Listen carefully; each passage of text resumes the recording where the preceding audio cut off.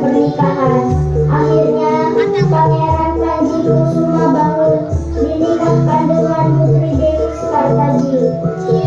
Tak lama kemudian kerajaan Jenggala diserang oleh kerajaan musuh. Pertempuran sengit antara kedua kerajaan itu berlangsung lama. Melihat kerajaan diserang, Putri Sekartaji ketakutan. Ia segera melarikan diri dan bersembunyi meninggalkan kerajaan Jenggala. Berhari-hari lamanya Dewi Sekartaji berjalan menyelusuri sepanjang sungai dan keluar masuk hutan mencari perkampungan. Badannya mulai terasa lemas. Dewi Sekartaji pun menghentikan perjalanannya. Sudah jauh aku berjalan, rasanya capek sekali kakiku. Sebaiknya aku istirahat dulu di sini. Aduh, perutku, aku lapar dan haus sekali, tapi bekalku sudah habis. Saat sedang beristirahat, Dewi Sekartaji melihat penduduk yang sedang berjalan membawa kayu bakar keluar dari hutan. Diam-diam ia mengikutinya dari belakang hingga ia masuk ke sebuah desa yang terletak jauh dari kerajaan Jenggala. Untuk menjaga keselamatannya, Dewi Sekartaji pun menyamar sebagai gadis kampung. Ia menghampiri sebuah rumah dan menemui pemilik rumah yang kaya raya bernama Nyai Intan dan ketiga anaknya, yaitu Kelenting Abang, Kelenting Hijau, dan Kelenting Biru. Permisi, maafkan saya Bu, saya tersesat. Bolehkah saya tinggal di sini untuk sementara waktu saja? Siapa kamu? Sepertinya bukan penduduk desa sini. Ih, sana pergi. Badanmu kotor sekali. Bau lagi. Tolonglah aku Bu, aku tidak punya siapa-siapa dan tidak tahu harus kemana lagi. Suara mereka terdengar dari dalam rumah, hingga ketiga anak Nyai Intan keluar menemui ibunya. Biarkan dia tinggal di sini, Bu. Barangkali ia bisa membantu kita. Iya Bu, sekalian nanti ada yang bersih-bersih. Baiklah, mulai sekarang kamu boleh tinggal di sini. Sekarang cepat bersihkan halaman rumah ini dan memasaklah untuk kami. Sejak itu Dewi Sekartaji diangkat menjadi anak oleh Nyai Intan dan diberi nama Kelenting Kuning. Selama tinggal di rumah Nyai Intan, Kelenting Kuning selalu diperlakukan tidak baik. Ia sering disuruh-suruh, bahkan dibentak-bentak oleh ibu dan ketiga kakaknya. Hai Kelenting Kuning, nyapunya yang bersih ya. Dasar pemalas, yuk Kak, kita masuk saja.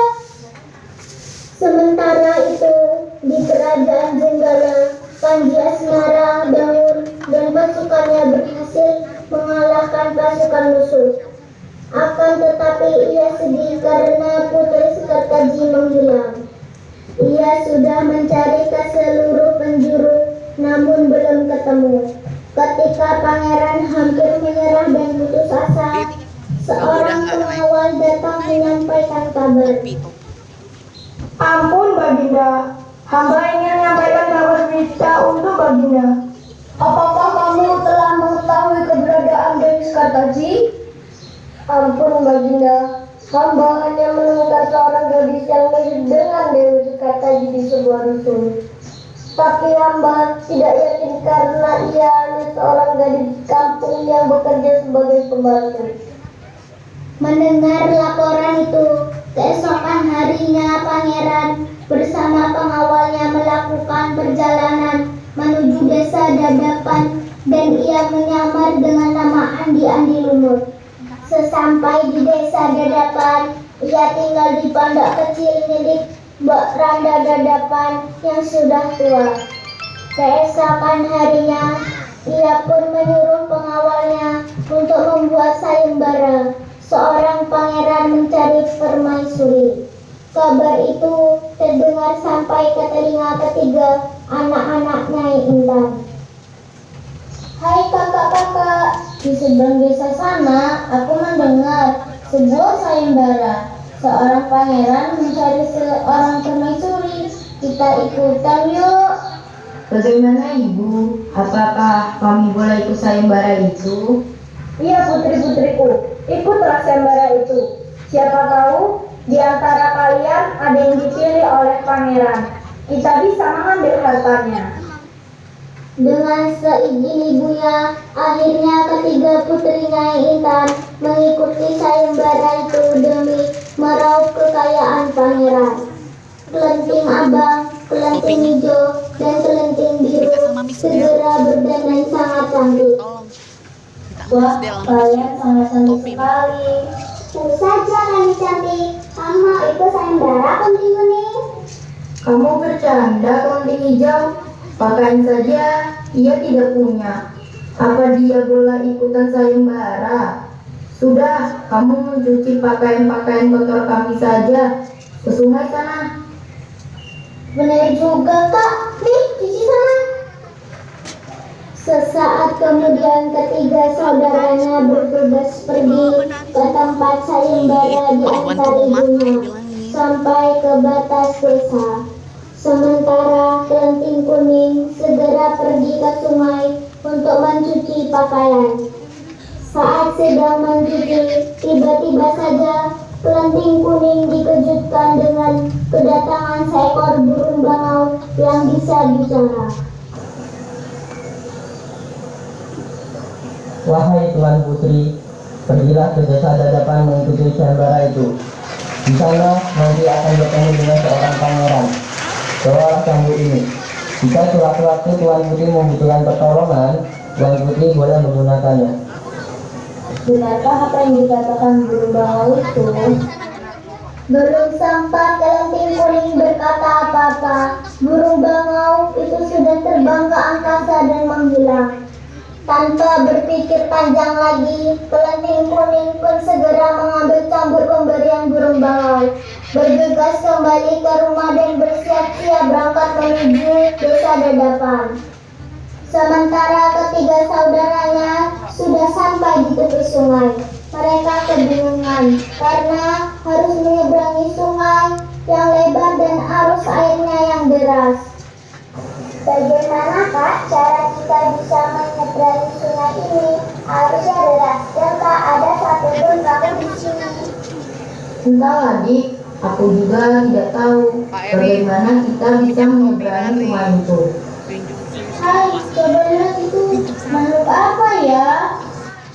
Tiba-tiba seekor kepiting raksasa muncul dari dalam sungai yang membuat mereka terkejut dan takut.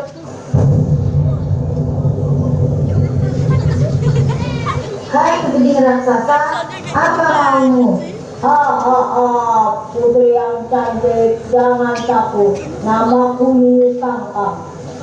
Aku akan membantu menyeberangkan, tapi aku memiliki satu syarat. Apakah syaratmu itu? Hai kepiting raksasa, cepat katakan. Apapun syaratmu, kami akan memenuhinya. Asalkan kami dapat menyeberangi sungai ini.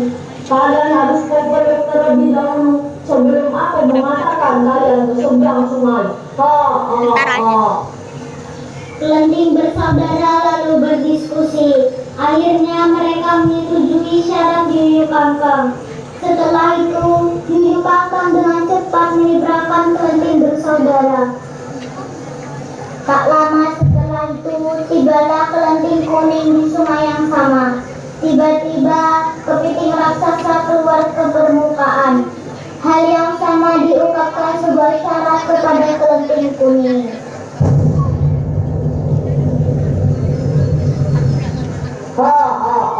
Aku Niu Kangkang. Bila ingin menyeberangkan, aku ingin memelukmu dulu. Bagaimana? Tidak, aku tidak mau memelukmu. Berkali-kali Yuyu Kangkang membujuknya, namun kelenting kuning tetap menolaknya. Kelenting kuning menjadi sangat kesal. Akhirnya, ia segera mengeluarkan cambuk pemberian burung bangau. Cambuk itu ia cambukkan di atas sungai. Seketika air sungai menjadi kering. Melihat hal itu, Yuyu Kangkang menjadi ketakutan. Ampun, ampun, ya aku akan menyeberangkanmu tanpa harap.